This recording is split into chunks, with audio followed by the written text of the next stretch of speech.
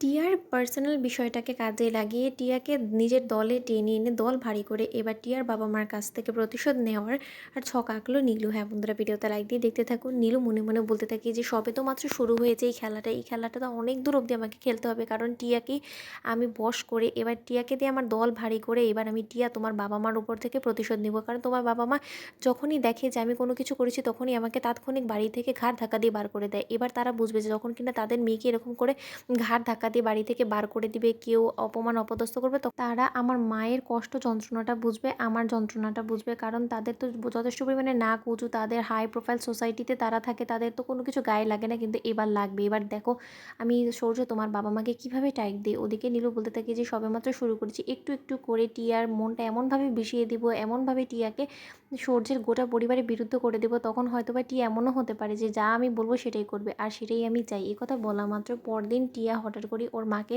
গিয়ে বলতে থাকে যে মা, তোমার এতটা কেন ইচ্ছা বলো তো আমাকে সংসারে করতে দেখাটা। এ কথা বলা মাত্র টিয়ার মা বলতে থাকে যে বাড়ির মা হিসেবে আমি চাইবো না যে আমার মেয়ের একটা ভালো সংসার হোক, ভালো বর হোক। এ কথা বলা মাত্র টিয়া বলতে থাকে যে একটা ভালো বরকে যে আমি খুঁজে পেয়েছিলাম, যে কিনা আমাকে বুঝতো, যে কিনা আমাকে ভালোবাসতো, কিন্তু সেটা তো তোমাদের সহ্য হয়নি মা। এই কথা বলা মাত্র টিয়ার মা টিয়াকে বলতে থাকে যে হঠাৎ করে এই অতীতের কথাগুলো না ঘাটাঘাটি করে তোমাকে যে সম্বন্ধগুলো এনে দিয়েছি সেই সম্পর্কে যদি কোনো কিছু বলার থাকে তাহলে সেটা বলো।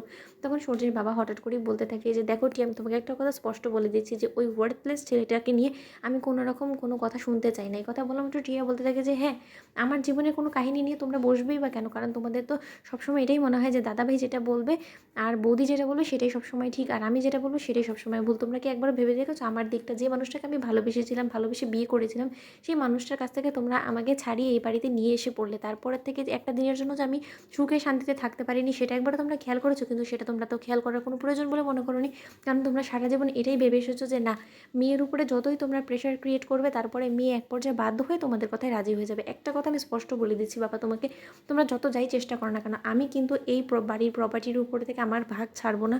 আর দাদা ভাই, তোকেও একটা কথা আমি ভালোভাবে বলে দিচ্ছি, তুই যদি এটা ভেবে থাকিস যে না, তুই একের পর এক এরকম সম্বন্ধ এনে আমাকে যত তাড়াতাড়ি সম্ভব এই বাড়ি থেকে তাড়িয়ে দিবি, সেটা হওয়ার না। কারণ আমি যখন আমার শ্বশুরবাড়িতে ছিলাম তখন তোদের কেউ আমার সুখটা সহ্য হয়নি, বিধায় তখন তোরা কেউ আমার ভাগের প্রপার্টিসটা আমার হাজব্যান্ডের নামে ট্রান্সফার করিসনি। এবার তাহলে আমিও দাবি নিয়ে দাঁড়ালাম, আমি যত পর্যন্ত না আমার দাবি অনুসারে এই প্রপার্টিসগুলো পাচ্ছি তত পর্যন্ত আমি কোথাও যাচ্ছি না। এই কথা বলা মাত্র ডোরা বলতে থাকে যে আচ্ছা ঠিক একটা কথা বলো তো, এই বাড়িতে থেকে তো সব থেকে বড় যদি কেউ প্রপার্টি শেয়ার্স পেয়ে থাকে সেটা হলো তোমার দাদাভাই এবং সূর্য, তারা ইকুয়ালি পাবে, কারণ তোমার অংশ তো এখানে কম। তুমি কেন বুঝতে চাইছো না বলো তো? আর একটা কথা, তোমার হঠাৎ করেই এই পুরনো অতীত নিয়ে তুমি ঘাটাঘাটি করা কেন শুরু করে দিয়েছো বলো তো? তোমার যদি সত্যিকার অর্থে সংসার করার এত ইচ্ছা ছিল তাহলে যাও না, এখনও তো সুযোগ আছে, সংসার করো। তো বন্ধুরা, ভিডিওটি ভালো লেগে থাকলে শেয়ার করে সাবস্ক্রাইব করতে ভুলো না।